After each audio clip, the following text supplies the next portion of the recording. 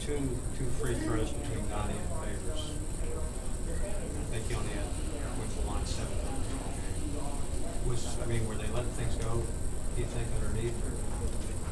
That's not a question you need to answer. I thought it was a field issue.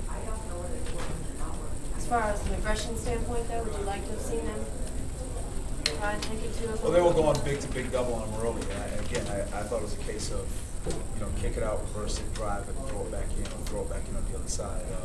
We had a couple possessions in the first half where we did that. Second half, Zach Peacock just got hot, so I didn't want to keep him out there. He started making shots. It wasn't a case of anything Gandhi or Derek did not do exactly. He started making shots. He had a pretty good run going. How difficult was it with their defense? To get any kind of rhythm, Well, again, I thought in the first half we hurt ourselves by just shooting quickly or going into a double team.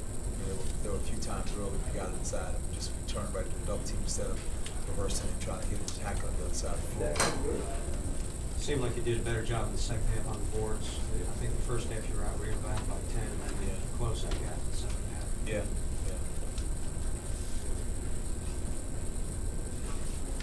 Paul, you called your last time out in regulation with 3 minutes left. You called your one in overtime with 2:52. Do you just not put any credence in saving timeouts for the end game? Well, I thought that 3-minute one, I thought we need to get our pressure set up because it was helping us, but our guys were getting tired. The second one, Zach asked me to call it. He had a cramp going on. He asked me to call it a second time. I didn't want to call it, but the one in overtime?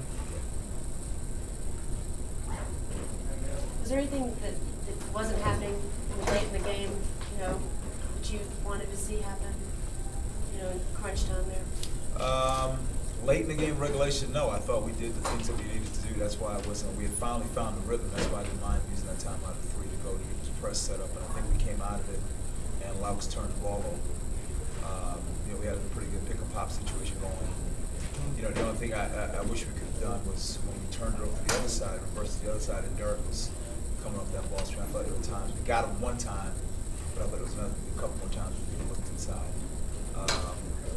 But we had some chances. We had one possession where DeAndre stole the ball, and Zach had an open 3 down 2, and then passed it up to DeAndre.